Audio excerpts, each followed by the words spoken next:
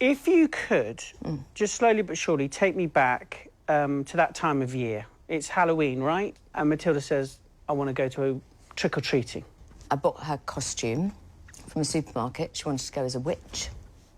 So she had a witch's hat and a cape and some stripy tights and a sort of long, flowy skirt thing. I ran into the supermarket, bought the costume. Can I ask how much you spent on the product? I think £5. And then everybody got dressed, take loads of photos, everybody's happy, and then off you go. We got dressed and went to one house, fine, second house, fine, and then third house, less fine. Trick or treat! This house is particularly good on Halloween because they just have good stuff, and the house was all dressed up and the kids were excited. Tilda was one of the oldest children there, and there were lots of kids there. There was a lot, and they were having sweets, and I was talking to somebody, and then I just heard her scream, and she just screamed, "Mummy," and I turned around, that was that. She was just on fire. I mean, she was on fire. And I can imagine panic, chaos. It was screaming. Everyone was screaming. She was screaming. All the kids there were screaming. It feels like she was on fire for hours, but the surgeon said that definitely wasn't the case, and it was probably just seconds. But she went up, is the only way I know how to describe it. It was not like fire I had seen before. I wasn't aware that a costume could go up like that, that just this little person could... I'd never seen anything like it. And a brilliant man who was standing, he was the only parent who was on that area, picked her up, and then we pushed her on the floor and tried to put her out. Thank God he was there, because otherwise they would have all... Because they're all, you know, they're princesses with wings. Everyone is in a starchy or felt, crackly costume. He said, I thought everyone's going to go. So we were manically, me and this other lovely dad called Jamie, were just patting and patting and patting her, but it kept... I mean, it was like in front of our eyes. It was like those horrific birthday candles that you blow out and then they come back. We couldn't put her out. We couldn't put her out like, if your shirt caught fire, I think I could put it out. It was the tights that they came back to life. We were like patting it, and 4 big hands. She's only little. And then it came back up. I mean, you're burning your hands? Yeah. So as you're... So you can... I can only imagine poor old Matilda, who's inside those tights. I can't talk about that. No. And were these clothes melting?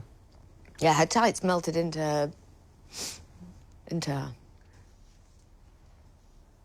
How had she caught fire? The skirt, there was a pumpkin with a little candle in it, but because of the floatiness, if you like, of the skirt, just a little bit caught, and her skirt caught fire.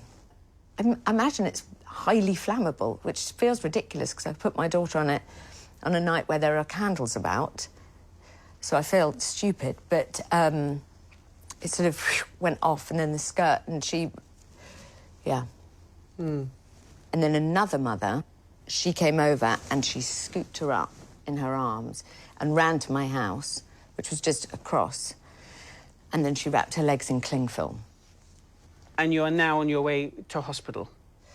So we went to one hospital and then we were transferred to another, where they are burn specialists, and they were amazing.